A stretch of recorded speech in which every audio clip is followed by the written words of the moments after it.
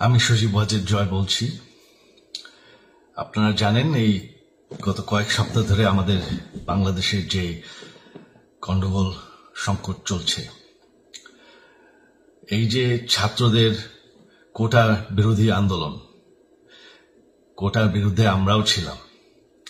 শুরু থেকেই আমাদের সরকার কোটা সরিয়ে দিয়েছে, আমাদের সরকার তাদের সম্পূর্ণ দাবি মেনে নিয়েছে। এটা আদালতের একটা রায় ছিল, এটা আমাদের সরকারের করা ছিল না। তাও আমরা অ্যাপিল করে দ্রুত এই কোটা তুলে দেই।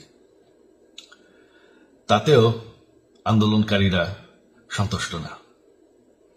আমরা তাদেরকে আলোচনায় ডেকেছি, আমরা একটা জুডিশিয়াল কমিশন করেছি যে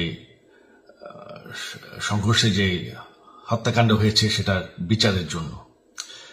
অনেক পুলিশ অফিসার যারা অতিরিক্ত ফোর্স ইউজ করেছে তাদেরকে আমরা সাসপেন্ড করেছি। তাতেও এই আন্দোলনকারীরা সন্তুষ্ট নয়। আমরা যতই ছাড় দেন, প্রধানমন্ত্রী নিজেই তাদেরকে ডেকেছেন যে আসেন আমরা আলোচনায় বসি, তাতেও তারা সন্তুষ্ট না। আমরা যতই ছাড় দিতে থাকি, যতই তাদের দাবি মেনে নিতে থাকি, তারা কিছুতেই সন্তুষ্ট না, তারা খালি দাবি বাড়িয়ে যাচ্ছে। এখন দাবি হচ্ছে যে সরকারের পতন। তবে সরকারের পতন হওয়ার পর কি হবে, কি হবে এটা কেউ ভেবেছে? আমরা বাংলাদেশে গণতন্ত্র রক্ষা করে রাখতে চাই।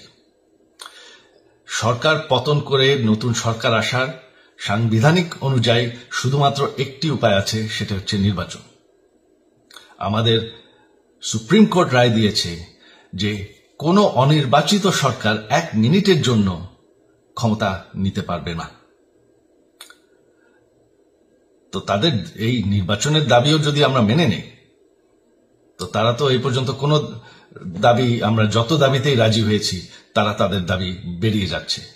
তার মানে কি, আমরা যদি এখন এই নির্বাচন সরকার পতনের দাবিও মেনে নেই, তারা তখন দাবি করবে যে না, এই সরকারের আন্ডারে এই নির্বাচন আমরা মানব না। তখন কি হবে এটা কেউ ভেবেছে? জানি আমাদের সেই সুশীল সমাজ আবার আলোচনা করছে সেই তত্ত্বাবধায়ক সরকারের অভিজ্ঞতা তো আমাদের আছে। আপনারা ভুলে গেছেন সেই তত্ত্বাবধায়ক সরকারকে নষ্ট করে দেওয়া হয়েছিল বিএনপির আমলে ইলেকশন রিগ করার জন্য।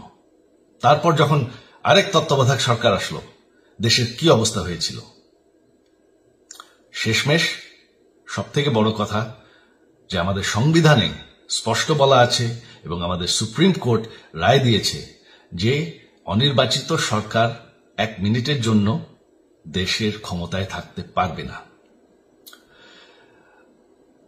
আমরা আওয়ামী লীগ, আমরা আন্দোলন করেছি, আন্দোলন করে এই দেশকে স্বাধীন করেছি, আন্দোলন করে গণতন্ত্র ফিরে এনেছি, আন্দোলন করে আমরা দেশের উন্নয়ন করেছি।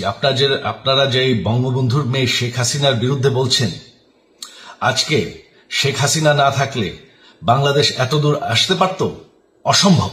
কেউ কল্পনা করতে পারে নাই যে বাংলাদেশ এরকম উন্নতি করবে, এরকম উন্নয়ন হবে।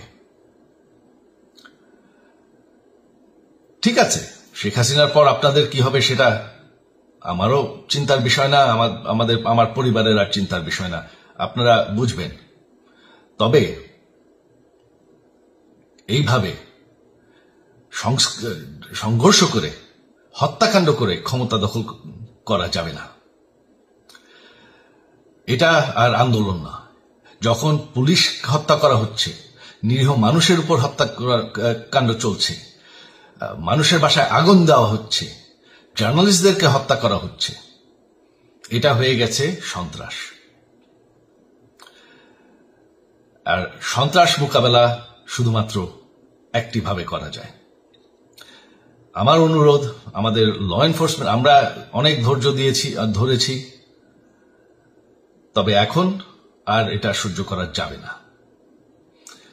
ল এনফোর্সমেন্ট এজেন্সি, বিজিবি এবং কি আমাদের মিলিটারির প্রতি আমার আহ্বান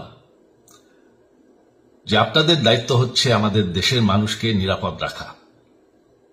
এবং আমাদের দেশকে নিরাপদ রাখা, আমাদের দেশের সংবিধানকে নিরাপদ রাখা, সংবিধানকে রক্ষা করা।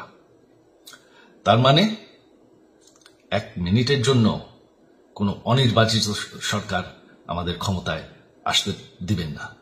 এটা হচ্ছে আপনাদের দায়িত্ব, কারণ সেইটা হলে আমরা আবার পাকিস্তানের মতন হয়ে যাব। আমাদের এই যে 15 বছরের উন্নয়ন সব শেষ হয়ে যাবে। বাংলাদেশ এর থেকে আর কোনোদিন ফিরে আসবে না। আমিও সেটা চাই না, আপনারাও সেটা চান না। আমি সজীব ওয়াজের জয় যতদিন আমার পক্ষে সম্ভব আমি সেটা হতে দেব না। জয় বাংলা, জয় বঙ্গবন্ধু।